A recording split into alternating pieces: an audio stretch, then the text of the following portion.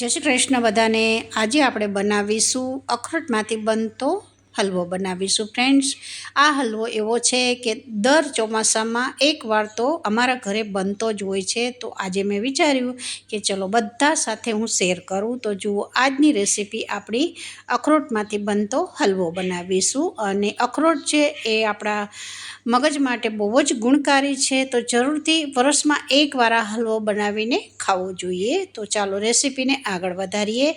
હવે આપણે 1 ચમચી જેટલી અખરોટ લીધી છે। અહીંયા તમારે કોઈ પણ વધારે લેવી હોય તો વધારે લઈ શકો છો। તો મેં અહીંયા બધું એક સરખો 1 ચમચીના માપ સાથે બતાવેલું છે। હવે જુઓ, અહીંયા આપણે અખરોટ છે એને થોડી આ રીતે દરદરી કરી રાખવાનું છે। બહુ ફાઇન પાવડર નથી કરી દેવાનું, કારણ કે આ અખરોટનો જે આપણે દરદરો પાવડર બનાવીશું ને એ આપણે થોડું શેકીને પછી ઉમેરવાનો છે।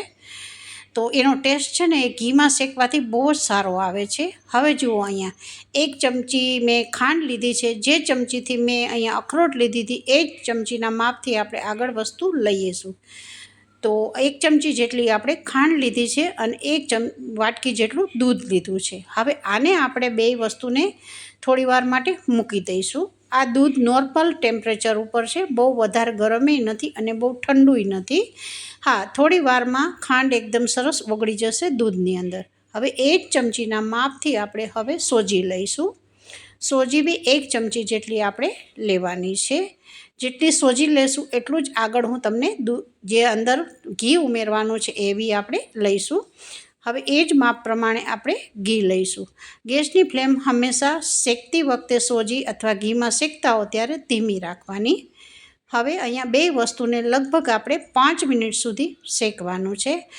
એમાં થોડા બબલ્સ આવશે અને થોડો કલર ચેન્જ થઈ જાય ત્યાં સુધી આ રીતે તમારે શેકતું રહેવાનું છે। હવે જુઓ, અહીંયા જે તમે સોજી અને ઘી એક સરખું નાખ્યું હશે ને તો જુઓ આટલું લિક્વિડ લાગશે તમને। આ પરફેક્ટ માપ છે ફ્રેન્ડ્સ। તો એકદમ માપ સાથે બનાવવું હોય તો જુઓ, તમારા ઘરમાં કોઈ પણ એક વાસણને સેટ કરી દેવાનું। જો વાટકીથી બનાવતા હો તો વાટકીથી બી સેટ કરી દેવાનું। હા, વધારે ગળ્યું પસંદ હોય તો તમે અહીંયા વધારે ઓછું નાખી શકો છો। જુઓ, સરસ અહીંયા કહેવાનો મતલબ એ છે કે અહીંયા જે સૂજી છે એકદમ સરસ ફૂલવા માંડી છે, પણ હજુ જોઈ એટલો કલર આપણો ચેન્જ નથી થયો। સુગંધ તો આવી રહી છે કે સોજી શેકાઈ ગઈ છે। હવે અસલમાં તમે જોઈ શકો છો કે કલર ચેન્જ થઈ ગયો છે અને સરસ આપણી સોજી એકદમ કલર બી સારો આવી ગયો છે અને શેકાઈ ગઈ છે। ત્યારે અહીંયા અખરોટને જે આપણે ખાંડણીમાં ખાંડીને રાખી છે એ ઉમેરી દેવાની છે। હવે અખરોટને કોઈ અહીં વધારે કુકિંગ પ્રોસેસ નથી કરવાની, ફક્ત અહીંયા જુઓ કઢાઈ ગરમ છે, નીચે ગેસ બંધ કરી દીધો છે મેં, અને કઢાઈ ગરમ છે એની અંદર જ જે આ ગરમ વસ્તુ ઘી અને સોજી છે એમાં જ આપણે શેકવાની છે। અખરોટને કોઈ વધારે પડતી શેકવાની જરૂર જ નથી હોતી ફ્રેન્ડ્સ। તમે સીધે સીધું બની જાય પછી બી ઉમેરો ને હલવામાં તો એ ટેસ્ટ સારો જ આવતો હોય છે। અને અખરોટ એક એવી વસ્તુ છે કે આપણા શરીર માટે, મગજ માટે બહુ જ ગુણકારી અને ફાયદાકારક છે। હા, અને આ વધારે પડતી રેસીપી ચોમાસામાં બનતી હોય છે। ચોમાસામાં ગરમા ગરમ આવું જો સ્વીટ ખાવાનું મન થાય ને તો જે એક ભાણામાં તમે 1 વાટકી ભરીને આ હલવો ખાશો ને તો તમારા મોઢામાંથી એનો સ્વાદ ક્યારેય જશે નહીં। હવે જુઓ, અહીંયા એ બતાવવાની હું કોશિશ કરી રહી છું કે અહીંયા અખરોટ નાખ્યા પછી ઘી તમને ઓછું લાગે છે, એકદમ કોરું થઈ ગયેલું છે, પણ મારે માપસર છે એટલે હું અહીંયા ઘી વધારે નહીં ઉમેરું।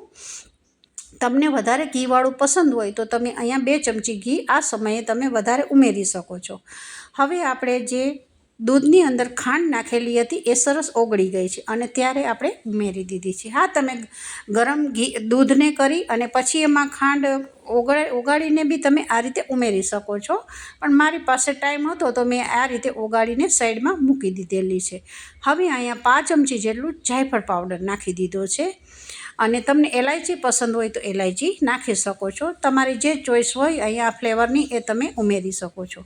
હવે આપણે આને સતત ચલાવતા રહેવાનું છે। થોડું ખાંડ નાખી છે, ખાંડમાંથી અહીંયા થોડી ચાસણી થશે આમાં દૂધની સાથે, તો લગભગ 5 મિનિટ સુધી આ રીતે ચલાવતા રહ્યા હતા તો જુઓ અહીંયા હલવાના ફોર્મમાં આવી ગયું છે।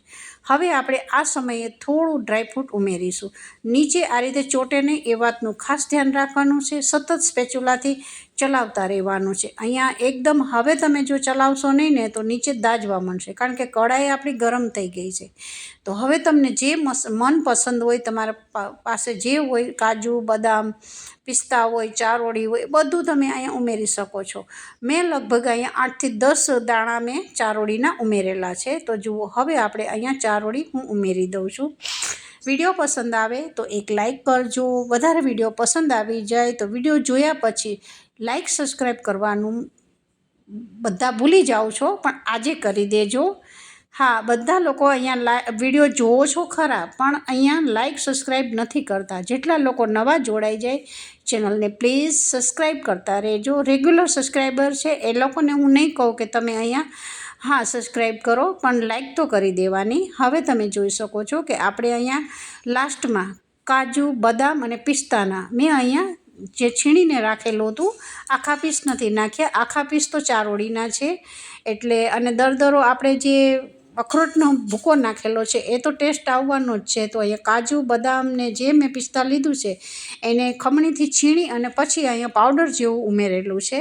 તો જુઓ, એકદમ સરસ ટેસ્ટી અને ખાવામાં બહુ જ જોઈને જ પાણી આવી જાય એવો સરસ આપણો અખરોટનો હલવો તૈયાર થઈ ગયો છે. ફ્રેન્ડ્સ, આવી જ રેસીપી નવી નવી જોવા માટે ચેનલને પ્લીઝ સબસ્ક્રાઈબ કરતા રહેજો અને વિડીયો જોયા પછી લાઈક કરવાનું ભૂલશો નહીં. તો ફરી આપણે એક નવી જ આવી રેસીપી બનાવીશું નેક્સ્ટ વિડીયોમાં. અને હવે લાસ્ટમાં આપણે વિડીયો જે અખરોટનો હલવો આપણે છે તૈયાર તો કરી દીધો છે, પણ સર્વ કર્યા વગર તો બિલકુલ અધૂરો છે. તો થોડું અહીંયા ખસખસના બીજ ઉમેરેલા છે લાસ્ટમાં. તો જુઓ, આજની રેસીપી આપણી સારી તૈયાર થઈ ગઈ છે. લાસ્ટમાં જે અખરોટની એક અહીંયા પીસ મૂકીને આપણે ગાર્નિશ કર્યું છે. તો એકદમ ટેસ્ટી, જોઈને જ ખાવાનું મન થઈ જાય એવો આપણો અખરોટનો હલવો તૈયાર થઈ ગયો છે. ફ્રેન્ડ્સ, તમે બી આસાનીથી આ રેસીપી ઘરે બનાવી શકો છો. બિલકુલ આસાન છે. તો બધાને જય શ્રી કૃષ્ણ, જય માતાજી બધાને.